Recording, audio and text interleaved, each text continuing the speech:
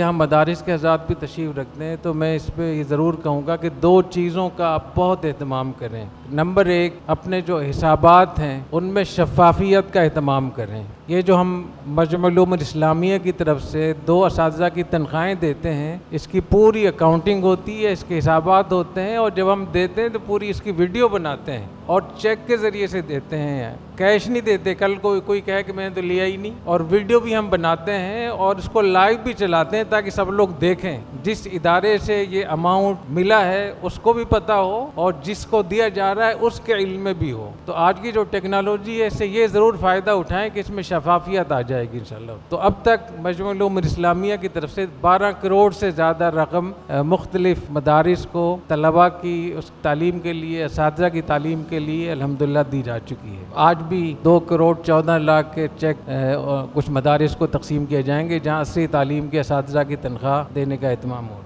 دوسری بات ہے، قانونی چیزوں کا بہت اہتمام کریں۔ ہمارے ہاں قانون کی اہمیت نہیں دی جاتی مدارس میں۔ آپ نے دیکھا کہ پاکستان میں کتنے جھگڑے ہو رہے ہیں، فوج کے، حکومتوں کے، سیاستدانوں کے، لیکن جہاں عدالت ڈٹی ہوئی ہے، آرمی چیف بھی مجبور ہے، وزیر اعظم بھی گھر جا رہا ہے۔ قانون میں بڑی طاقت ہوتی ہے، اس قانون کی اہمیت دیں اس کو۔ آپ کے جتنے بھی ڈپارٹمنٹ ہیں، زمین ہے، اس کے کاغذات ہیں، خریداری کے کاغذات ہیں، اس کے کرایہ داری کے مسائل ہیں، اس کو باقاعدہ اس کو ڈاکومنٹ کریں اور باقاعدہ ان کو محفوظ رکھیں۔ جب آپ کے پاس قانونی تقاضے بھی پورے ہوں گے، حسابات بھی آپ کے شفاف ہوں گے، پولیس آپ کے پاس نہیں آئے گی، آپ پولیس کے پاس جائیں گے۔ ہم کیوں خلا چھوڑتے ہیں؟ جامعۃ الرشید میں تمام اساتذہ، تمام عملے کا ڈیٹا ہم نے مکمل تفصیل کے ساتھ رکھا ہوا ہے۔ جو آتا ہے کہ ہمیں ڈیٹا چاہیے ہم لے جائیں، اور عجیب بات ہے کہ جو ہم سے ڈیٹا مانگتے ہیں ان کو ڈیٹا پڑھنے کی صلاحیت نہیں ہوتی ہے، وہ اس کو پڑھ نہیں سکتے، آپ ان سے ڈر رہے ہیں۔ کس نے خوف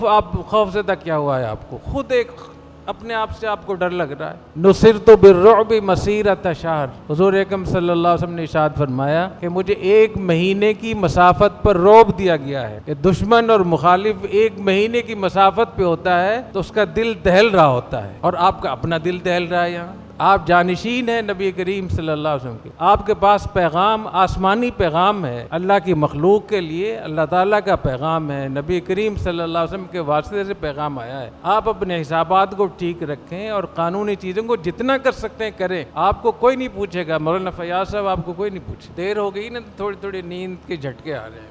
تو میں سب محترم حضرات سے یہ وعدہ لینا چاہتا ہوں کہ قانونی چیزوں کا اور شفافیت کا اہتمام کریں گے نا انشاءاللہ، بہت اہتمام کریں۔ اس میں آپ کی آخرت محفوظ، دنیا محفوظ، آپ کا تقوی محفوظ، اور حساب کتاب نہ کریں۔ میرے خیال میں اس کا تقوی کی عمر 1 مہینہ بھی نہیں ہوگی، اتنی جلدی اس کا تقوی خراب ہوگا۔ اس کے تقوی کی حفاظت کے لیے ضروری ہے کہ اس سے حساب کتاب لیں۔ آپ کی آمدن، آپ کے اخراجات، ہر چیز لکھی ہوئی ہونی چاہیے، اس کا آڈٹ ہونا چاہیے۔ دارالعلوم دیوبند جس طرح ہم سب نسبت کرتے ہیں، وہاں انہوں نے دارالعلوم دیوبند کے جو شورا تھی، انہوں نے حیدرآباد دکن کے نواب صاحب کو اپنی شورا کا ممبر بنایا ہوا تھا، اور حیدرآباد دکن کے نواب صاحب شعبان میں چھٹی کر کے ریاست سے دارالعلوم دیوبند آتے تھے اور سال بھر کے حساب کتابات دے کر ان پہ تصدیق کر کے جاتے تھے۔ یہ اس لیے تاکہ عوام مطمئن ہو۔ دارالعلوم دیوبند کا یہ اصول ہے کہ جس نے بھی پیسہ دیا ہے وہ دارالعلوم سے یہ پوچھ سکتا ہے کہ میرا پیسہ کہاں خرچ۔ تو ہمارا اپنا بھی دین خطرے میں ہے، ہماری دیانت بھی خطرے میں ہے، اور لوگوں کا اعتماد بھی ہم پہ کمزور ہو رہا ہے۔ تو ہم وہ کام کریں جو اللہ رسول کا حکم ہے۔ تو اگر آپ قانونی چیزوں کا اہتمام کر لیں، ڈاکومنٹیشن کا اہتمام کر لیں، جتنے بھی نوٹس آتے ہیں وہ نوٹسوں کو محفوظ کر لیں، وکلاء کو دکھائیں کیا لکھا ہوا ہے اس میں، ہو سکتا ہے وہ آپ کے نام کا ہی نہ ہو، ایسے ہی کسی نے آپ کی طرف بھیج دیا۔ تو بالکل ڈرنے کی ضرورت نہیں ہے، نہ فوج سے ڈرنے کی ضرورت ہے، نہ پولیس سے ڈرنے کی ضرورت ہے، نہ حکومت سے ڈرنے کی ضرورت ہے۔ عجیب بات ہے، وہ آپ سے ڈر رہے ہیں، آپ ان سے ڈر رہے ہیں۔ اگر ایک مدرسے کو